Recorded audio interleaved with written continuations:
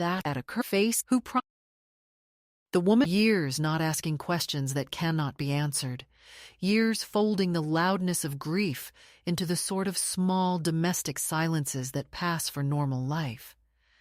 And yet there I was, staring at a stranger, as if he had borrowed the sun and strapped it to his pulse, thinking the kind of thought you keep to yourself if you want to be thought sane. Something buried has slipped its coffin and learned to walk. I did not accuse him, and I did not apologize. I simply stood and felt the weight of the room move toward us. Cups paused, newspapers lowered, a child with a milk mustache looking up with the solemn authority children possess when they decide whether the adults are lying or telling the truth, and the man, mid-50s, a tailored thrift to his jacket, the nervous politeness of those who have practiced being harmless, did not yank his arm away or laugh or say I was mistaken. He only lowered his hand, palm toward his chest, as if to shield a bird that had chosen him, and said the sort of line that does not belong to a Thursday morning. The watch found me. The words climbed my spine and hung there, a small bell tolling, because I knew that watch, not because it was expensive or rare, though once it had been both, but because of the engraving I had ordered with ridiculous courage when I was 23, and wanted to claim a storm as mine. To R, my compass. And because of how it had felt on his wrist when we danced in kitchens and at wakes and between the aisles of the hardware store under the hum of fluorescent lights.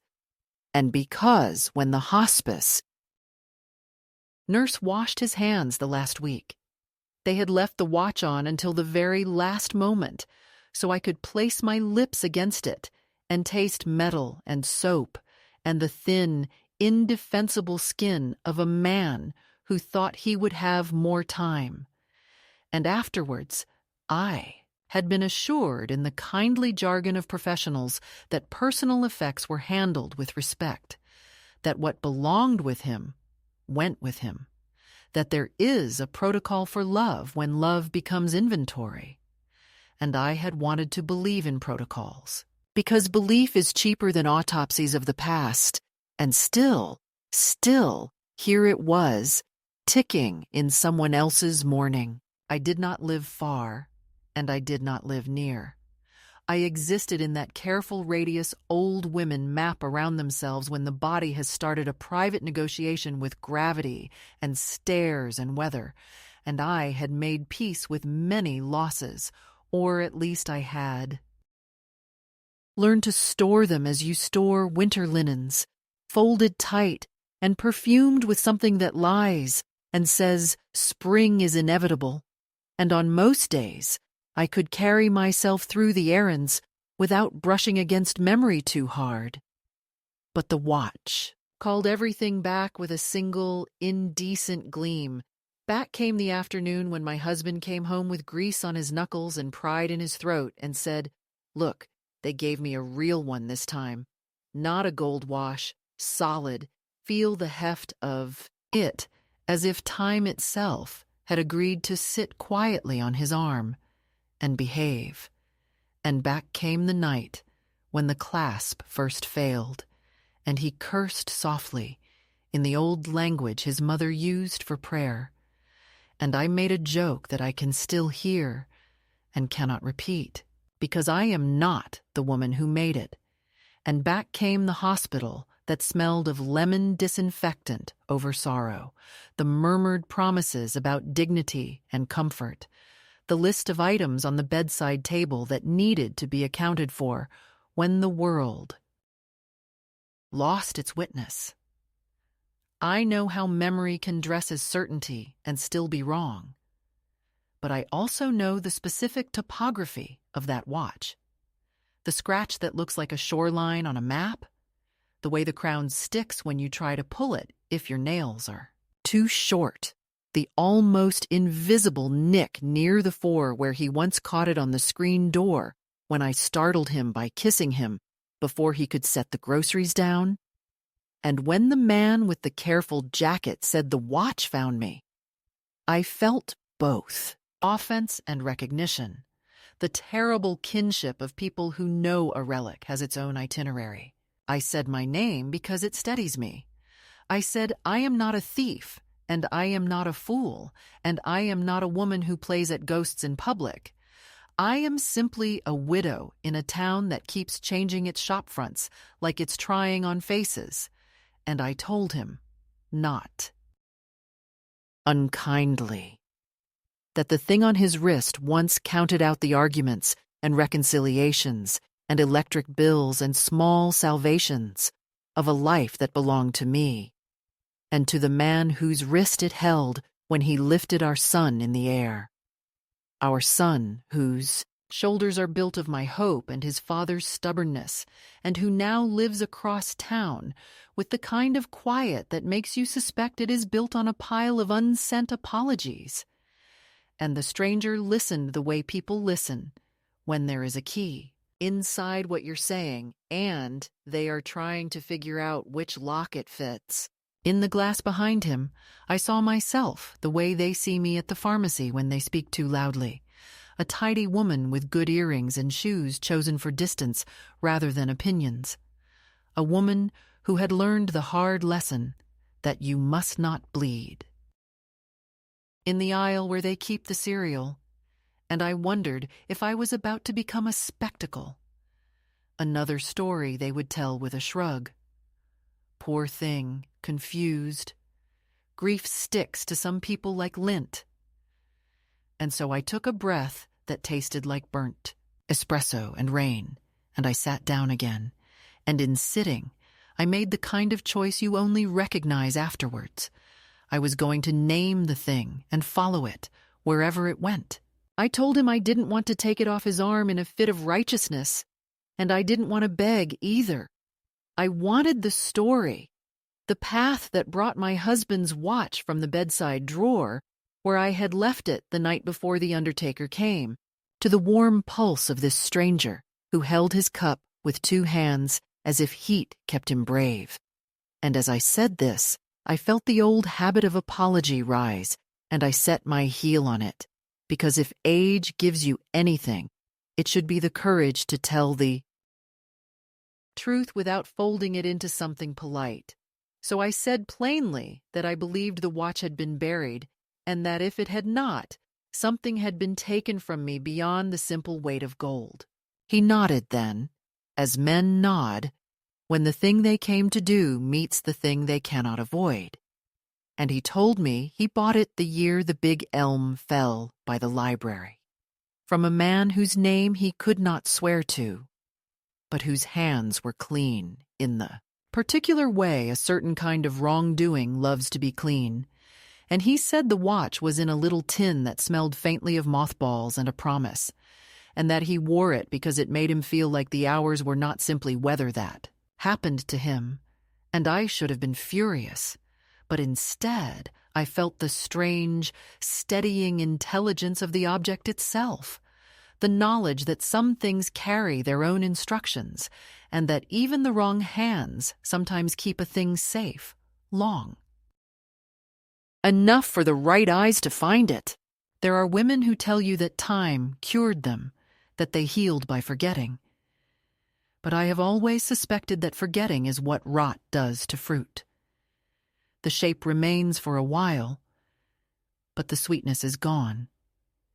And as I looked at the watch, at the faithful tick that had presided over our unfaithful years, the late notices and the reconciliations in the garage and the last bowl of soup he almost finished, I understood that I had not come here to reclaim an heirloom, or to make a scene, or to win an argument with the dead. I had come because the past had lost its manners and walked into a Thursday, and the least I could do was look it in the face and say my name out loud. He said he bought it at an estate sale, that there had been a table with glass bowls full of mismatched jewelry and military medals and paper tags tied to each piece with a pencil number, and that the man who sold it to him called it a widow's lot. A phrase that struck me like a slap disguised as a handshake, because in that small sentence was everything that had been done to my life since his death. Sorted, priced, stacked, sold. I didn't tell the stranger that my husband had been buried wearing that watch. I didn't tell him about the morning of the funeral, when I stood beside the casket and made sure the undertaker fastened the clasp around his wrist with the same careful movement I'd used on the day of our wedding when I slid my father's watch onto his arm because he'd forgotten his own. And I certainly didn't tell him about the night before the burial, when my son came to the apartment to collect a few keepsakes for the grandchildren and left carrying more than memory. The stranger said the sale was held at a small auction house near the river, one of those places that smells like varnish and dust and secrets, and that he had not wanted to buy anything that day, that he had wandered in out of rain. But when he saw the watch, he felt, as he put it, spoken to. He kept saying it like that, as if the object had called his name, and I should have dismissed him as a sentimental fool, but something in his voice refused to be dismissed. So instead, I sat there, watching. His lips shaped the story, and I realized I was trembling, not because of anger, but because some small part of me, the part that never stopped believing in omens, wanted the story to be true. When I finally left the cafe, the air outside had that thin gray quality it gets before spring commits itself, and I walked slower than usual, not because my knees were stiff, but because I was thinking how easily the past trades hands when the people in charge of it think you've had enough time to mourn. I went home and opened the drawer where the paperwork from the funeral home still lived, the folder thick with signatures and printed sympathy, and there it was. Inventory of effects. Ring, wallet, watch, returned to family. I traced the typed letters as if pressure could make the truth obedient again, and for the first time in years I thought of my husband's hand, the one that had gone cold in mine the night he died, the hand that once rested on our son's shoulder in that careful way men of his generation thought tenderness should look, and I wondered how many hands had held the watch since then, how many pulses it had learned by mistake. I wanted to believe in a mix-up, a paperwork confusion, anything but betrayal. And yet, even as I tried to talk myself into a reasonable narrative, I could feel the slow ache of knowledge forming, the one that starts deep in the stomach, like hunger, and climbs toward certainty. The next morning, I took the bus downtown to the jeweler who had cleaned the watch every Christmas since the year we bought it. A man named Calvert, who never aged so much as he was polished thinner by time. And I asked him if he remembered the serial number. He didn't have to look it up. "I thought your boy took care of that," he said, tilting his head as if watching for the shape of my reaction. I asked what he meant, and he frowned slightly, like a man who doesn't enjoy gossip but can't resist accuracy. 5 years ago, give or take, he said. He brought it in for appraisal. Told me he was considering selling. Said it was too painful a reminder for you. I figured you knew. He didn't sound cruel, only pragmatic, and that tone was worse than cruelty because it left no target. I thanked him, even smiled, because at a certain age you learn that dignity is the only blade left to you, and then I walked out into a wind that felt personal. Back home, I made tea I didn't drink, sitting at the table staring at the steam the way people watch ghosts they're not supposed to believe in. I thought about my son's face, the way it tightens when money is mentioned, the way he still avoids talking about his father, as if grief is a contagion, and I could almost hear his reasoning. Mom never wears jewelry. Mom doesn't need reminders. Mom could use the extra cash for the bills she refuses to admit she can't manage. I had been practical my entire life, raised during a time when women learned to stretch meals and silence both. But there was something obscene in the idea of selling that watch. It was the one object that had lived every moment with us, through quarrels and reconciliations, through the long droughts of affection and the brief harvests of forgiveness. And now it sat on another man's wrist, because my son, my only child, had decided sentiment was wasteful. I wanted to call him, to say his name with the authority of motherhood, but the phone looked heavier than it used to, as if words themselves had gained weight, and I knew he would only defend himself with logic. People who hurt you with logic never think they're cruel. They think they're tidy. That night, I dreamed of my husband sitting at the kitchen table winding the watch, his finger and thumb turning the crown with that rhythmic patience that used to drive me mad when I was young and impatient. And in the dream, he looked up and said, "Time is what we owe each other." And then the ticking stopped, and I woke with the kind of clarity that burns. The following afternoon, I went back to the cafe.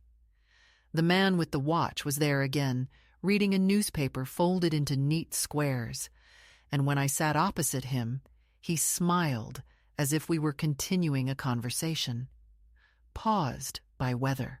I asked him what the seller had looked like, and he described a man my son's age, though he was careful not to say it. He said the man seemed nervous, kept glancing over his shoulder, and at one point muttered something the stranger could barely hear, something like, "It shouldn't have gone to the grave." The phrase landed in my chest like a key that didn't fit any lock I knew, and I realized I wasn't just angry. I was being invited into a mystery I hadn't known existed. As he spoke, I studied the watch again. It looked older than I remembered, its face a little clouded, but the small engraving inside the clasp caught the light. 2R, my compass. I felt a strange gratitude that the stranger had not polished it away. He said he'd always wondered what it meant, and I told him it was a private joke between a woman and a man who thought they were headed in the same direction. He smiled politely, not knowing that the joke had aged badly, that by the time the watch was buried, we had long since lost our map. He said he hadn't meant to upset me, and that if I wanted it back, he'd return it for what he paid. But I told him no, not yet, because I needed to understand how it had found him. Because sometimes possession is not the same as belonging. When he left, he placed his hand over the watch as though pledging allegiance to something neither of us could name. And I stayed at the table long after the waitress cleared my cup, staring at the empty plate where crumbs looked like constellations of the past. In the days that followed, I began to notice how many clocks there are in the world, how they all seem to pulse in different tempos, like stubborn hearts refusing to agree. And I thought of the watch moving through pawn shops and drawers, ticking. Inside boxes, measuring the silence between my son and me. Every hour felt like a question I hadn't asked. Eventually, I did call him, told him I'd run into something that puzzled me, that I wanted to talk about the watch. There was a pause. Long enough to tell me that he knew exactly which watch I meant. He said, "Mom, please don't start that again. You gave it to me, remember?" And I heard in his voice the careful politeness men reserve for unstable women and elderly mothers. I didn't argue. I simply said I was looking forward to seeing him soon, and he said he'd been meaning to visit, but things were hectic. When the line went dead, I sat in the quiet apartment and laughed softly, not because it was funny, but because the sound of disbelief is the only sound you can make when the world insists on its own version of truth. The next morning, I took out the small box where I keep my husband's letters, the ones from his work trips and the ones from the hospital when he pretended to be stronger than he was. And I found one envelope without a stamp, a note I had written to myself on the night he died. Do not let them tidy him away. I had meant the funeral home, the hospital, the bureaucracy of dying, but now it felt like a command about everything that had followed. I realized the sale of the watch was not the theft.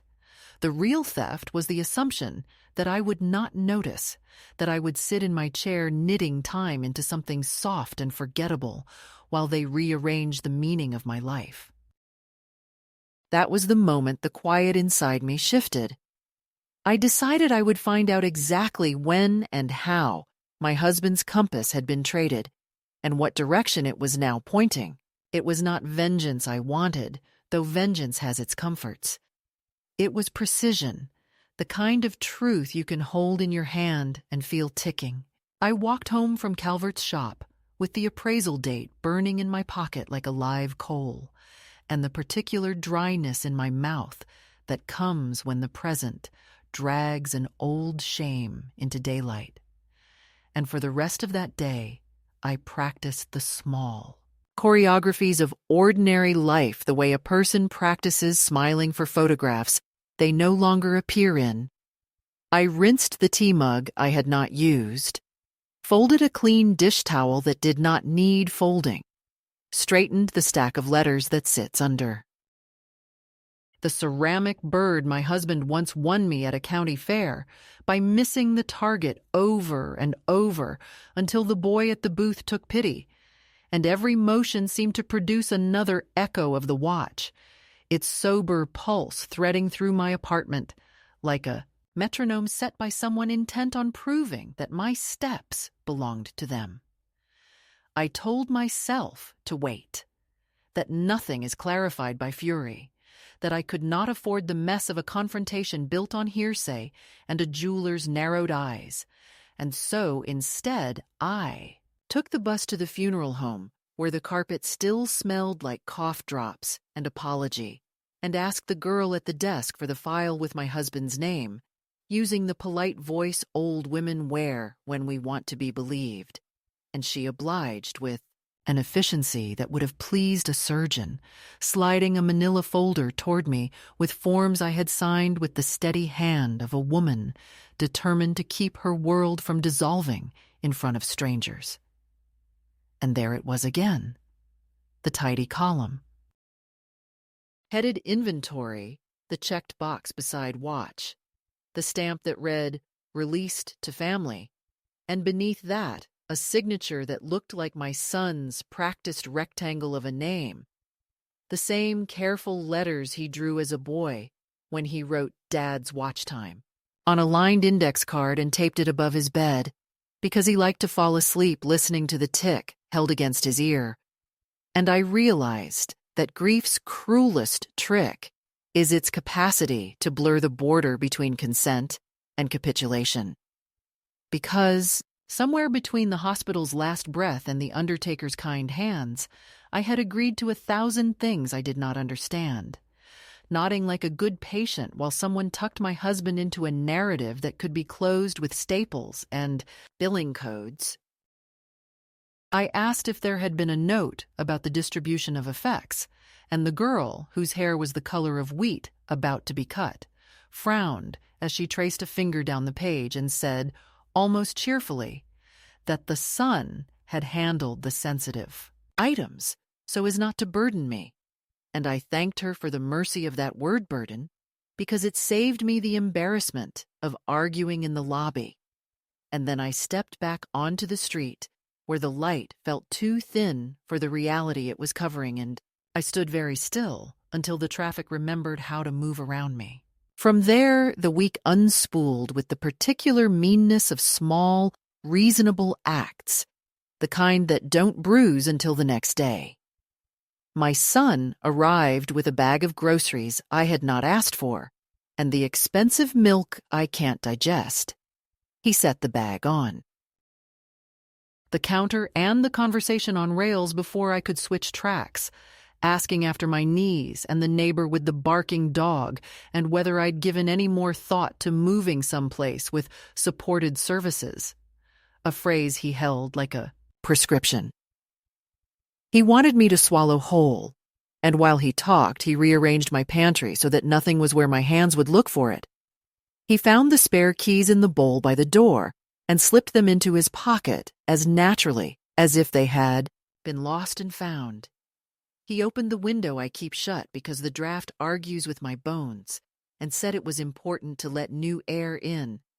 And when I said I had been to see Calvert, he smiled the way men smile when rain ruins a plan, went suddenly still, and then began to speak to me in the voice that used to be reserved for tightropes and medication schedules, telling me that I had enough on my plate and did not need to chase after old metal, that the watch had been a temptation for thieves. If left in a drawer, he could not supervise, that he had only done what was best in a moment when I was too overwhelmed to know what was best, and I nodded. Not because I agreed, but because I recognized the choreography of erasure and wanted to watch every step so I could later describe it without being accused of hysteria. After he left, the apartment felt taller, as if the ceiling had compared me to the woman who used to argue with it and decided to rise out of reach. And I sat down at the table with the funeral papers and the jagged little memory of Calvert's frown, and I made a list in my late husband's old block capitals: auction house, serial number, bill of sale, who signed, because lists have always been the rope ladders I throw down into confusion. The next day, I walked to the bank where the young man at the counter barely contained his irritation that I wanted to see paper statements, not the smiling screen, and when I asked for records from 5 years past, he requested, with professional sweet understood in the humiliating clarity of fluorescent light, how kindness can be a lever someone else uses to move your life. I thanked him, left, sat on a stone planter in front of the pharmacy and waited for my breath to resume its usual path, and it occurred to me that perhaps the most insidious theft is the theft of the benefit of the doubt, the quiet presumption that other people are better narrators of your life than you are, and that if you resist, you will be called unwell.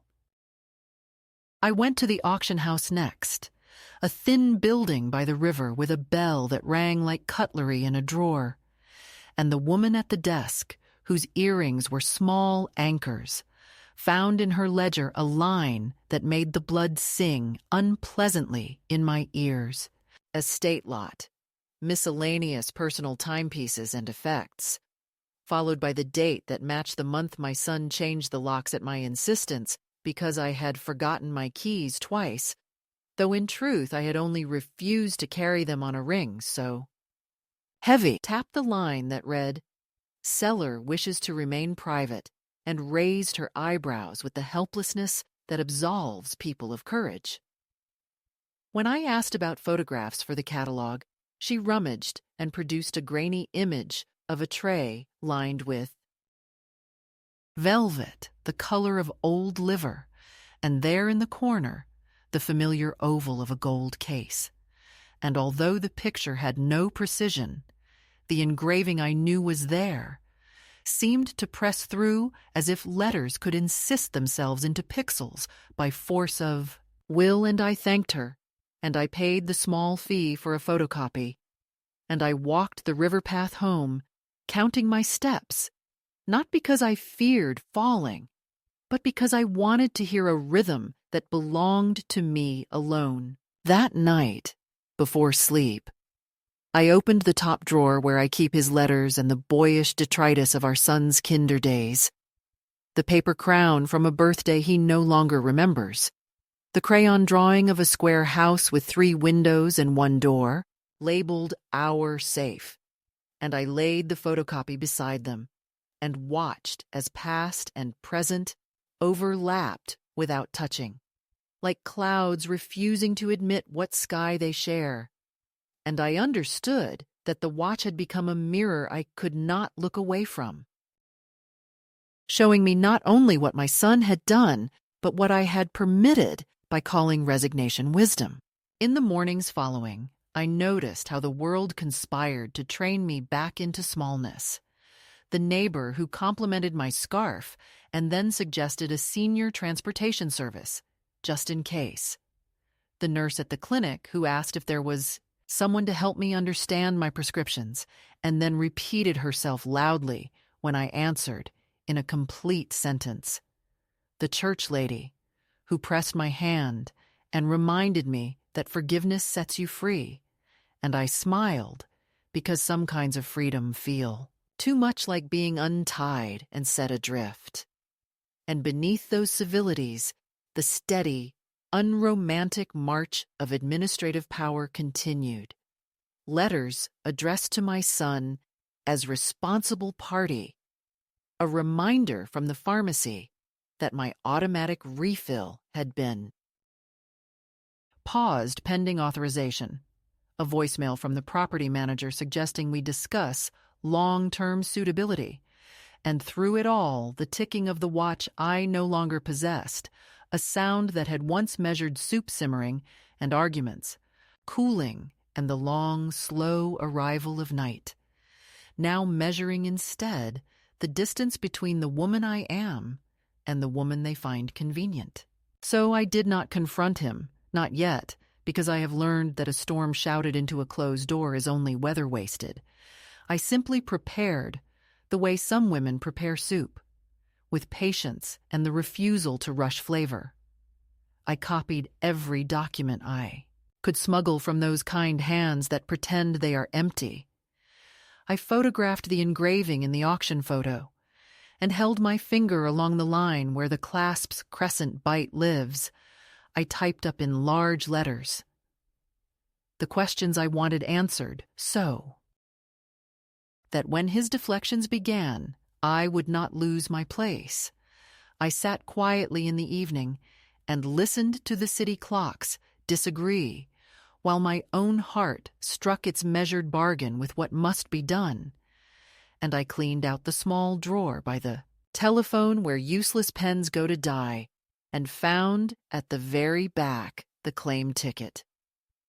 From the last time we had the watch serviced, the number faded but legible, and I placed it in the center of the table like a relic whose meaning had at last ripened.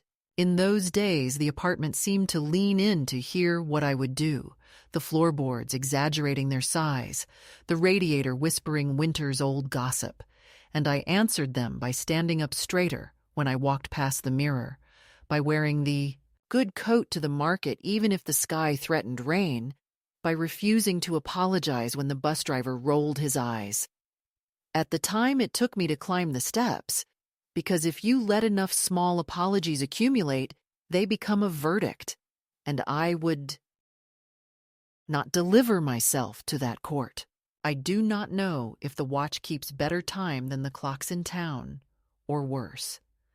I only know that, as it beat against the stranger's skin and against the version of my son I had not wanted to see, it kept insisting that the hours belong to those who claim them, and so I began to claim mine the only way I could, with paper and ink, and the slow, unphotogenic insistence of a woman who has been told her whole life that she is fortunate to be cared for, and who has finally remembered that care, without respect, is only the softest kind of theft. When I saw the man again, it was late afternoon, the light slipping across the cafe window like a hand remembering what it meant to touch, and I had not intended to go there that day. But habit often knows what reason refuses, and so I found myself ordering the same lukewarm coffee and choosing the same corner table with its wobbling leg and faint smell of sugar burnt too long ago to identify. And then he walked in, not hurried or expectant, but with the unguarded weariness of someone who has spent a life surviving other people's mistakes. He did not see me at first. He was folding his umbrella, tapping his shoes against the mat, performing the gentle domesticities of rain. When he finally looked up, his face changed in that small, careful way that means recognition without alarm, and he came to my table and asked quietly if he might join me.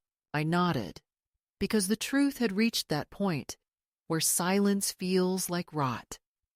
And as he sat down, I noticed how the watch slid just slightly on his wrist, the metal leaving a faint impression on the skin, as if it too was not entirely comfortable with the man it now belonged to. For a moment, we were quiet, listening to the rain's thin applause against the window. And then I asked him if he ever wondered about the stories attached to the objects he owned. He said, "Only when they start talking back." He meant it as a joke, I think, but I leaned forward because it felt like a confession. He told me his name was Thomas, that he worked as a surveyor until his eyes betrayed him, that his wife had died 10 years earlier after an illness that left more silence than grief behind, and that he had stopped wearing a watch after her death, because time had become something hostile, something that punished him for surviving. He said that when he saw this watch on the auction table, he thought of his brother, who had drowned young, and how his mother used to sit by the river waiting for the body to resurface because she could not accept that time could simply swallow a person whole, and that when he fastened the band that first night, he felt as though a circle had closed, not perfectly, but enough. There was no weight of an unspoken apology. He asked if I wanted the watch back, and I said that before I could answer that I needed to understand how it had left me, how it had escaped the earth itself, and he nodded as though he, too, had known the shock of an old story refusing to stay. Buried. That evening I returned home and did what I had avoided for years. I opened every box my son had packed when he moved me here after my fall. Boxes labeled in his tidy engineer's script: kitchen, linens, photos, miscellaneous. Each one a small monument to his efficiency and my surrender. Inside the one marked miscellaneous, I found a tin cigar box I did not recognize, and beneath a handful of yellowed receipts lay a folded piece of newspaper, brittle at the edges, wrapped around a pawn ticket dated 3 days before my husband's funeral. The name on it was my son's. I read it twice before my eyes believed my mind. And then I sat on the floor and let the old grief and the new fury wrestle in the space where tears used to live. The pawnshop address was downtown near the river, a place I had walked past hundreds of times without seeing. I went there the next morning, raincoat buttoned high, telling myself it was only curiosity, that I was too old for melodrama. The shop smelled of iron and disappointment.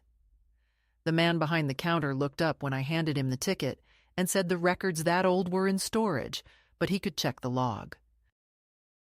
He pulled a battered binder from the shelf and ran his finger down the page until he stopped and frowned.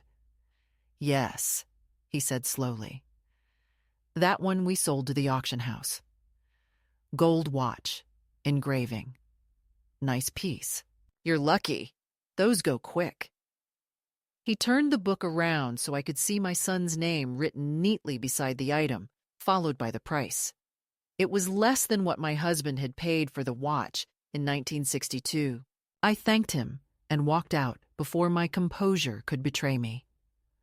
On the bus ride home, the city looked unfamiliar, as if it had shed one skin and not yet found another, and I realized how many years I had spent mistaking endurance for peace. The knowledge of what my son had done sat in me like a stone that refused to sink or float. It only lodged itself in the exact center of my being, altering balance, life-altering breath. I could not yet decide what to do with it. I only knew that something in me had tilted, a quiet tectonic shift that would not reverse. I stopped by the cafe again later that week, needing to see the watch, to remind myself that the past could still be touched, even if it hurt. Thomas was there, of course. By now, we had developed the gentle rhythm of near strangers, whose conversations follow the weather. He asked me if I had learned anything new. I told him about the pawn ticket, about my son's signature. He winced but didn't speak, and after a while he said, "Maybe whoever sold it thought they were letting it rest." I said that rest and erasure are not the same thing. He agreed. Then, as if to distract both of us from the heaviness of that truth, he began to tell me about his late wife, how she used to set their clocks 5 minutes fast because she hated being late, and how for months after her death, he kept waking 5 minutes early without knowing why. The way he said it made me think of all the small, foolish habits that survive us, and for the first time in years, I felt something close to tenderness that did not come wrapped in pain. That night, sitting in my kitchen, I spread the pawn ticket, the photocopy from the auction ledger, and a photograph of the watch side by side, and I realized I was no longer simply uncovering theft, but something larger, the long habit of being managed, of having my attachments repackaged as inconveniences. The truth of the watch had become an X-ray of my life, my husband's quiet omissions, my son's tidy betrayals, my own complicity in confusing gratitude with obedience. I remembered the last year of my husband's life, how distant he had become, not cruel, but unreachable, as though already listening to another frequency, and how I had chosen not to ask about the late phone calls, the hidden letters, the sudden, pointless secrecy, because I had been afraid of the answer. Now I wondered whether that same silence had trained my son to think that I preferred not to know things.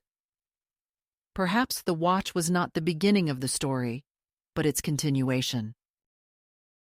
The next morning, I returned to the cafe determined to reclaim at least the dignity of understanding.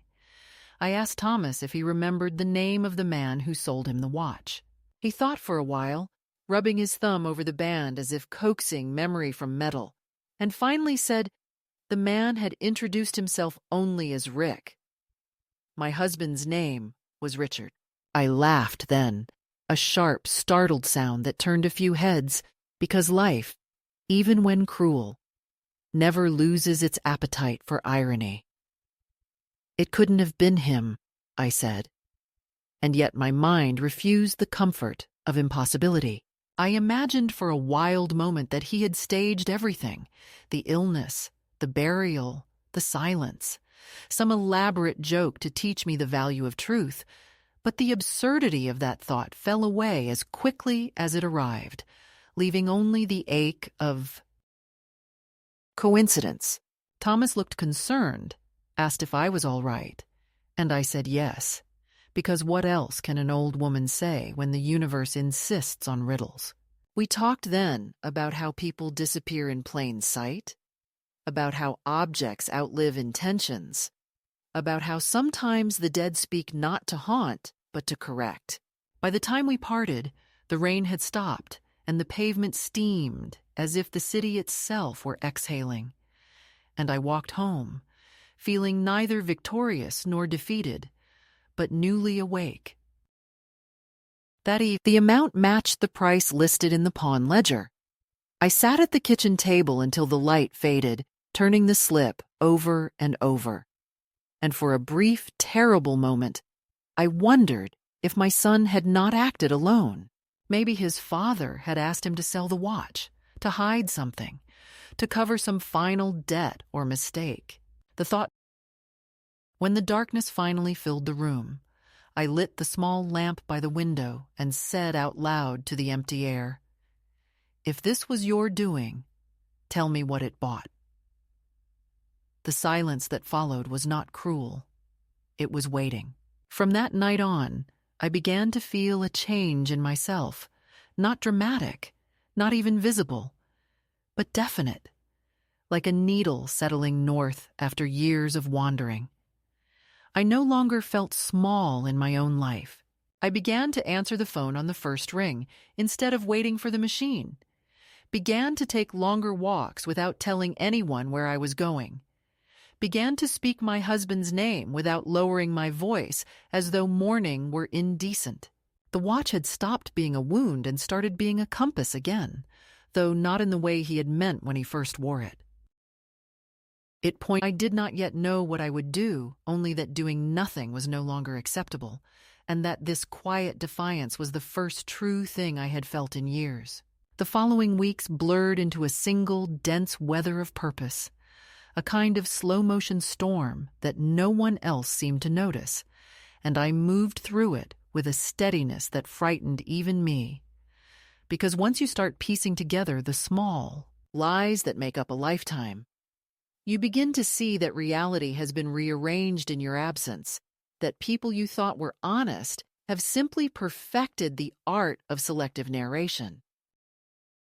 The day after finding the deposit slip, I called the bank again and asked for copies of the statements from that year, pretending I had misplaced them in a flood of medical paperwork.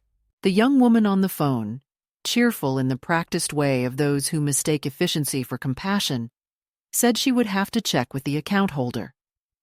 I told her, in a voice sweet as aspirin, that the account holder was dead.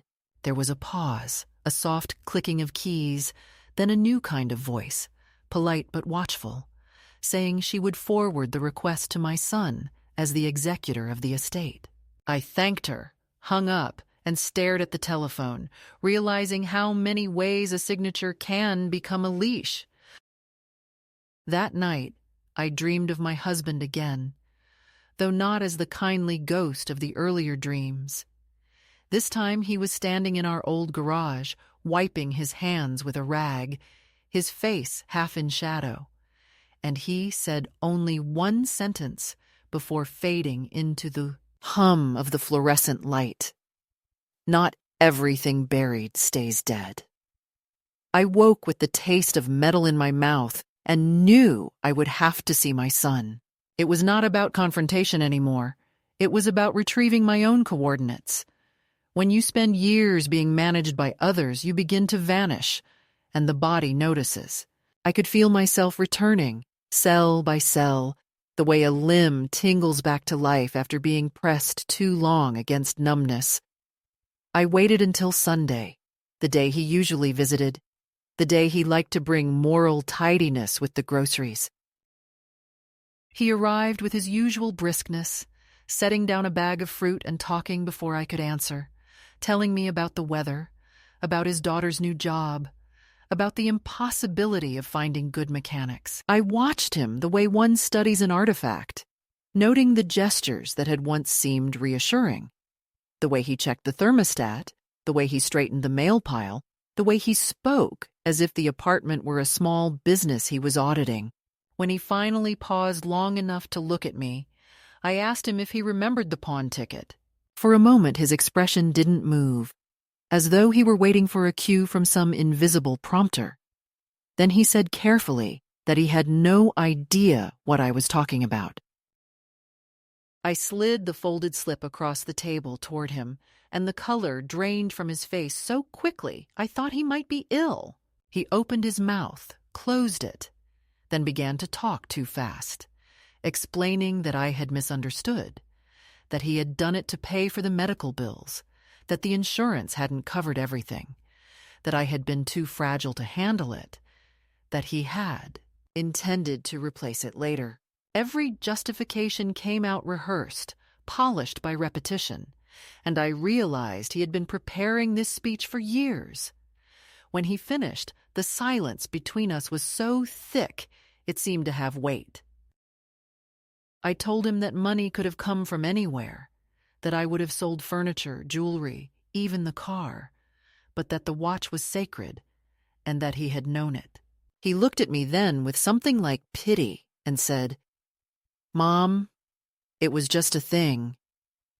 I don't remember standing, but suddenly I was on my feet, my voice steadier than I thought possible, telling him that the watch was not a thing. It was time itself. It was every heartbeat his father ever gave to this family. It was the proof that love had once been punctual." He tried to take my hand, but I pulled it away. The gesture felt like pulling free from decades of polite suffocation. He gathered his jacket, said I was overreacting, that grief had warped my sense of proportion, that maybe it was time to consider help, and I told him calmly that I would seek help, but not the kind he meant. I said I wanted the full truth, the unvarnished version, and that if he couldn't give it to me, I would find it elsewhere. The word elsewhere frightened him, because he has always believed the world ends where his oversight begins. After he left, I stood by the window and watched him walk down the street, his head bent toward his phone, and I felt both enormous sorrow and a strange, electric relief. Betrayal, once spoken aloud, loses some of its poison. It becomes data, something that can be organized, studied, even survived. The next day I called Thomas, though I hadn't planned to. He sounded surprised but pleased, and when I asked if we could meet somewhere quieter than the cafe, he suggested the park by the river. We sat, then I told him everything: the pawn ticket, the deposit slip, my husband's possible complicity, my son's convenient logic. He listened without interruption, his gaze steady on the current. And when I finally ran out of words, he said softly, "You're not the only one who's had something stolen and renamed as necessity." He told me about how his wife's family had sold her violin collection after she died, claiming it was too painful to keep, though he suspected they had simply wanted the money, and how he had once gone to an auction to try to buy one back, but couldn't bring himself to raise his hand. "Sometimes," he said, "objects carry more mercy than people." We sat there until the light thinned, and when we stood to leave, he unfastened the watch and held it out to me. I didn't take it. I told him to keep it for now, because I needed to earn it back from the world, and he smiled in that slow, sad way that men do when they understand refusal better than acceptance. That night, I wrote a letter to my son, not a letter of accusation, but of inventory. I listed every memory the watch had kept time for: the day he was born, the day he learned to ride a bicycle, the night his father and I almost separated but didn't, the first Christmas after the war when we could finally afford oranges, the afternoons spent waiting for him to come home from school while the watch ticked like a pulse on the kitchen counter. I ended the letter with one sentence: "You cannot sell what you did not create." I sealed it, addressed it, but didn't send it. I left it on the mantel where he would see it when he came next. Days passed. The city shifted seasons almost without warning. I found myself watching small things: the way light landed on the table, the way my neighbor's radio hummed through the wall, the way my own heartbeat synchronized with the rhythm of the world. Each observation felt like evidence that I was still capable of seeing, of naming, of existing without permission. Then one afternoon, a letter arrived from the lawyer who had handled my husband's estate. Inside was a photocopy of an unsigned note that had been found among the old case files, apparently written by my husband, but never mailed. The handwriting was unmistakable. It said, "If something happens before I can fix it, tell her I did it for him, not for me." There was no date, no explanation, only that sentence, and for the first time I felt not anger, but a kind of vertigo. If my husband had sold the watch himself, or instructed our son to do so, then every assumption I'd made about loyalty and deceit had to be rewritten. That evening, I took the bus to the river again. Thomas was there, as if waiting. I handed him the note, and he read it slowly, his brows tightening.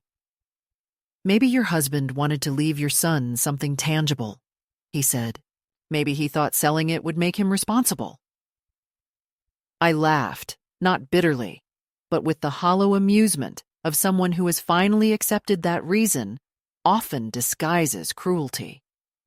"Or maybe," I said, "he wanted to test what kind of man he'd raised." We watched the water, silent, but not companionless. When I returned home, I found the letter to my son missing from the mantel. He must have come while I was out. There was a new note on the table. "Mom, I'm sorry. I didn't understand how much it meant to you. I'll make it right." There was no signature, just his initials, small and uncertain. For a moment I wanted to believe him, to fold his apology into my bones and call it healing, but experience has taught me that remorse, like perfume, fades quickest on those who most need to wear it. Over the next days I felt him circling again, calling, offering errands, pretending everything was fine, and I answered with measured politeness, because sometimes the most radical act of resistance is calm. I told him I was busy, that I was sorting papers, that I needed time. In truth, I was planning. I requested copies of every transaction from the auction house, each line a small confession. I made an appointment with the lawyer, updated my documents, shifted the authority of my name back into my own hands. When the lawyer asked if I wanted to remove my son as executor, I said yes, without hesitation, and felt something inside me unclench, as if an invisible door had been opened. The next Sunday, I invited my son over again. The apartment was filled with late sunlight, that hour when everything looks briefly forgiven. I had baked a cake, the kind he liked as a boy, and the smell seemed to soften him when he arrived. We sat, we ate, we talked of ordinary things, and then I told him calmly that I had changed the documents, that he no longer held legal authority over my estate or accounts, that I wanted him to understand this was not punishment, but correction. He looked at me, startled, then said, "You don't trust me." I told him trust and permission were not the same. He tried to laugh, but the sound broke halfway through. He said he had only ever tried to protect me, and I said protection without respect is imprisonment. He stood then, angry, wounded, and said he wouldn't bother me again. I told him that wasn't necessary, that I only needed truth, but he had already turned toward the door. When it closed, the apartment was so quiet I could hear the clock in the next room keeping time like a distant witness. Later that evening, Thomas came by unexpectedly. He held the watch in his palm like an offering and said he thought it was time it came home. I hesitated, then reached out. The metal was warm, and for a strange moment it felt alive, pulsing with everything it had recorded, the laughter, the betrayals, the promises kept and broken. I thanked him, and he smiled, saying it had done its job. He stayed for tea, and we talked about nothing in particular until the light died. When he left, I sat alone with the watch on the table before me. It ticked steadily, unbothered by revelation, reminding me that life continues not because we solve its riddles, but because we outlast them. That night, I didn't sleep. I turned the watch over and over, studying the engraving, feeling each groove of the words. To R, my compass. I thought of my husband's note, of my son's apology, of all the ways love disguises itself as duty. Somewhere between midnight and dawn, I began to laugh quietly, not from madness but recognition. The truth was never about the watch. The watch was simply the instrument that measured the tempo of my awakening. By the time morning came, I had decided what to do. I would not confront or forgive or forget. I would act. There are moments when clarity demands motion, and I was ready. I thought of the years I had lived as a supporting character in the stories of men who claimed to love me, and I realized that the most honest gift I could give them now was distance. I unclasped the band, held it up to the light one last time, and whispered to the absent faces that had defined my life that I was not angry anymore, only awake. Then I closed my hand around the watch and turned back toward home, not to bury it or to keep it, but to decide, finally, where it belonged. I woke the next morning before the first train passed. The apartment still steeped in that gray hour when everything seems both too real and slightly transparent. And for a few moments, I lay very still, listening to the faint hum of the refrigerator, the muted echo of my own pulse, and the whisper of the watch on the nightstand marking time with a steadiness that no human promise had ever managed. It was strange to realize how something so small, no heavier than a spoon, could contain within it the whole architecture of my life, the beginning, the betrayals, the quiet acts of survival. I made coffee, black and bitter, and sat by the window while the city unrolled itself outside, buses exhaling, pigeons rearranging their arguments on the roof across the street. And I thought about how endings rarely announce themselves with trumpets. They creep in through the smallest door, disguised as ordinary days. I had imagined justice would feel grand, that it would come with some external confirmation of my righteousness.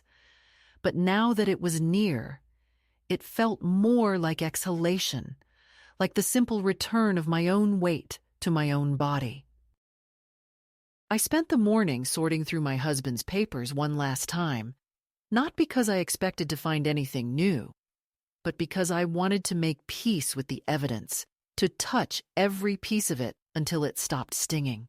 There were the old receipts for household repairs, the letters from friends long dead, the grainy photographs from a vacation that had already begun to fade even while we were living it, and tucked inside a small envelope was something I hadn't seen before, a fragment of a note written in his hurried scrawl, a draft of the message that had ended up in the lawyer's files. The unfinished line read, "If she ever finds out, tell her," and then nothing, only a long dash and a smudge of ink, as though the rest had been swallowed by hesitation. I sat staring at it for a long time, feeling the ache of that uncompleted thought, and I realized that the closure I had been chasing would never come from words. People die in mid-sentence all the time. It is up to the living to finish what they meant. Around noon, I called my son and asked him to come by. He sounded wary, as if expecting another interrogation, but I told him it was important and that it wouldn't take long. When he arrived, he looked older than I remembered, as if guilt had aged him overnight. He stood awkwardly in the doorway, his hands shoved into his pockets like a schoolboy awaiting punishment. I invited him in and gestured toward the table where the watch lay, gleaming softly in a patch of sunlight. For a while, neither of us spoke. Then I said, very quietly, that I had decided what to do with it. He exhaled, relief or fear I couldn't tell, and said, "It's yours, Mom. You can do whatever you want." That sentence meant to absolve him, only deepened the space between us. I told him that I knew about the note his father had left, about the money, about the sale, and that I was not interested in explanations anymore. I said I had spent too many years trying to understand the logic of other people's choices, while my own life shrank to fit their justifications. I wanted him to understand that this was not about punishment, but about correction, about balance. He sat down slowly, the way you do when you sense the floor shifting beneath you, and asked if I hated him. I told him no, that hatred requires energy I no longer wish to spend. What I felt was something quieter, more enduring, the final removal of illusion. I said I hoped one day he would understand that truth is not cruelty, and that love without respect is merely dependency in its Sunday clothes. He lowered his eyes, nodding, but I could see he was already retreating into that inner refuge of self-pity where sons go when mothers stop absolving them. I picked up the watch and turned it over, feeling its weight, its warmth, its obstinate insistence on continuity. I told him I had thought of burying it again, of throwing it into the river, of donating it to a museum of small tragedies, but none of those gestures felt right. Instead, I wanted to leave it where it could keep doing what it had always done, marking the passage of time without judgment. I said I had written a new will, and that I had left him nothing material, only a letter he would receive after my death. He opened his mouth to argue, but I lifted my hand and he stopped. The letter, I said, will not accuse you. It will simply remind you of the difference between inheritance and legacy. I saw then that he did not understand, that perhaps he never would, and in that failure there was a kind of release. After he left, I packed a small bag and took the tram across town to the cemetery. It was a place I hadn't visited in years, partly out of superstition, partly out of fatigue. The groundskeeper recognized me and nodded with that mixture of respect and pity reserved for old regulars. The path to the grave was uneven, but I walked it slowly, deliberately, letting each step carve itself into memory. When I reached the headstone, I stood for a long while without moving. The inscription looked smaller than I remembered, as if time had been erasing him one letter at a time. I knelt down, brushing away a few dry leaves, and placed the watch at the base of the stone. I didn't bury it, didn't even close the clasp. I simply left it there, face up, catching the light. I spoke aloud, not a prayer exactly, but something like an inventory of truth. I told him that I forgave him for the secrecy, for the cowardice of his final months, for whatever arrangement he had made with our son. I forgave him not because he deserved it, but because I did. I said that the years since his death had taught me that love is not the absence of betrayal, but the ability to live beyond it, that the human heart is an instrument tuned by both cruelty and care, and that mine, finally, had learned a new rhythm. As I spoke, the wind shifted, scattering a handful of petals from a nearby bouquet across the grass, and for a fleeting second I imagined it was an answer. I stayed until the light began to thin, then turned to leave, and as I walked back down the path, I did not look over my shoulder. I do not believe in such things, not entirely, but I wanted to believe that this one time the world might indulge me. On the way home, I stopped by the cafe. Thomas was there, reading as always, the familiar slant of his shoulders offering a kind of quiet welcome. He looked up, saw my expression, and closed his book without asking questions. "You did it," he said, as if he already knew. I nodded. We sat in comfortable silence for a long while, two people who had run out of need for explanation. That night, back in my apartment, I poured myself a small glass of brandy, something I hadn't done in years, and raised it to the empty air. I thought I belonged only to the moment unfolding in that quiet room, to the sound of rain beginning against the window, to the faint echo of the watch I had left behind ticking in memory rather than in metal. I sat there until the glass was empty and the night had settled around me like a blanket that finally fit. Before going to bed, I opened the window and let the air in. It smelled of wet pavement and magnolia, that rare scent of endings that are also beginnings. I thought of my son somewhere in his own home, perhaps staring at the space on his wrist where something used to be, perhaps wondering what kind of woman his mother had become. I hoped he would come to understand that my calm was not surrender, that silence can be a weapon sharper than any accusation.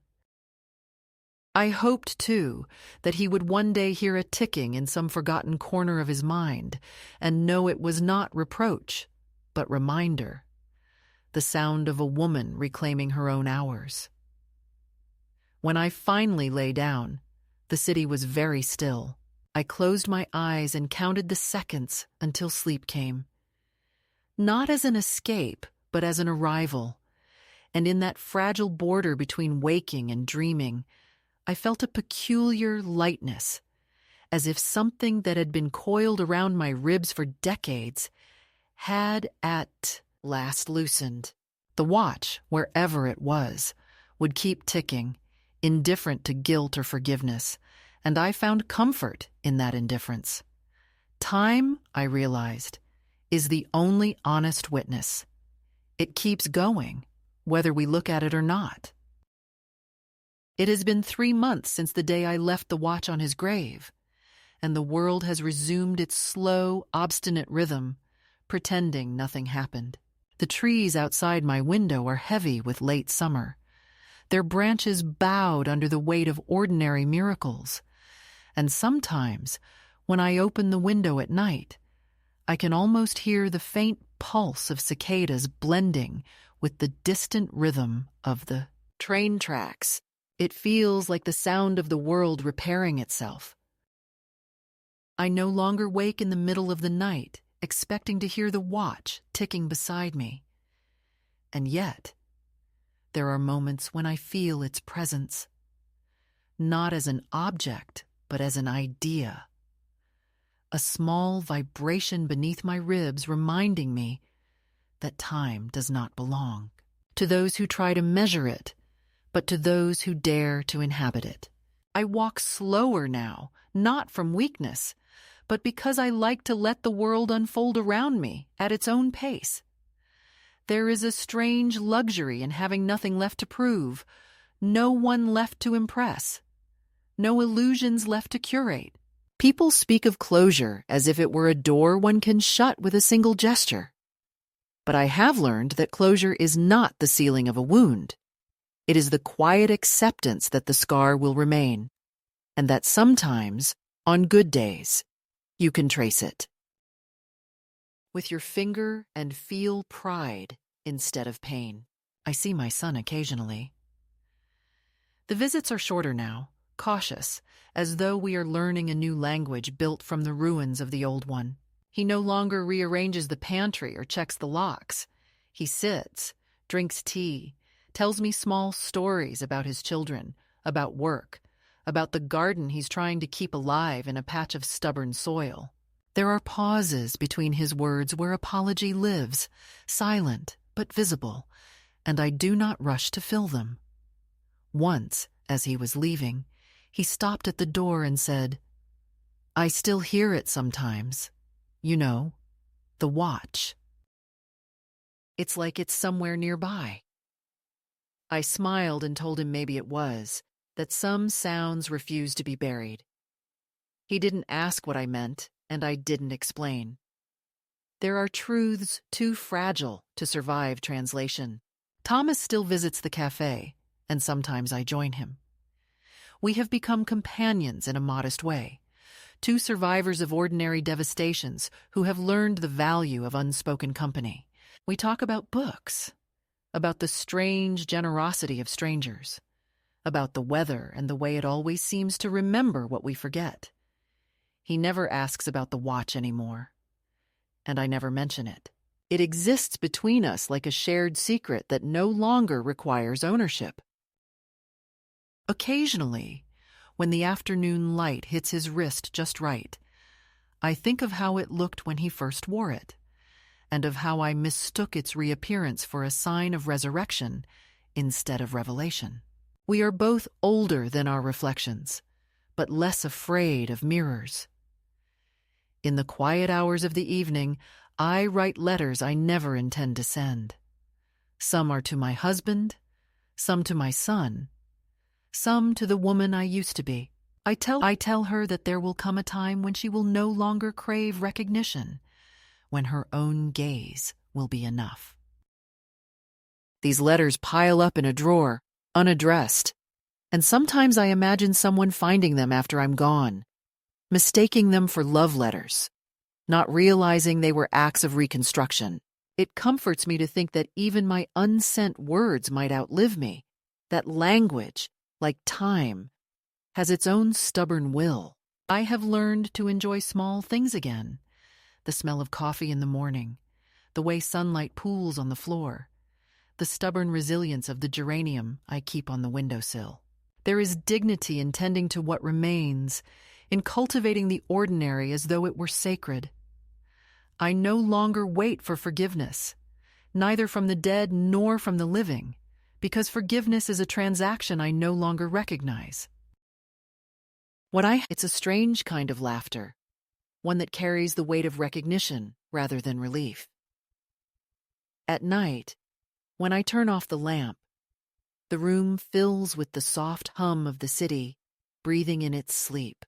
I think the sound is not perfect, but it is honest. I have stopped searching for the exact moment where everything went wrong. I suspect it never existed. What happens between people is less like a fracture and more like erosion, slow, persistent, inevitable. But erosion also makes new shapes. It carves valleys, opens paths, creates new places for rivers to run. Sometimes I walk to the river at dusk, not to visit the grave, but to sit on the same bench where Thomas and I first spoke. The water looks different now, wider somehow, as if carrying all the words I never said. I watch it move, endless and indifferent, and it feels like a mirror that doesn't need polishing. I think of all the versions of myself that have stood by this river. Young, hopeful, angry, lost. And I imagine them all standing beside me now, their hands resting lightly on my shoulders. We do not speak. We simply share the same silence, the same pulse. The horizon softens. The sky turns the color of forgiveness. And I realize that peace was never something to be found. It was something to be remembered. People think closure means forgetting. It doesn't. It means remembering without bleeding. It means looking at what once broke you and seeing not the fracture, but the seam that held you together afterward. I am not healed in the way stories promise, but I am whole in the way real life allows. The watch is gone, the years are gone, but the pulse remains, steady and unsentimental. I live now by its measure, the quiet rhythm of a woman who has nothing left to lose, and therefore, finally, everything to own.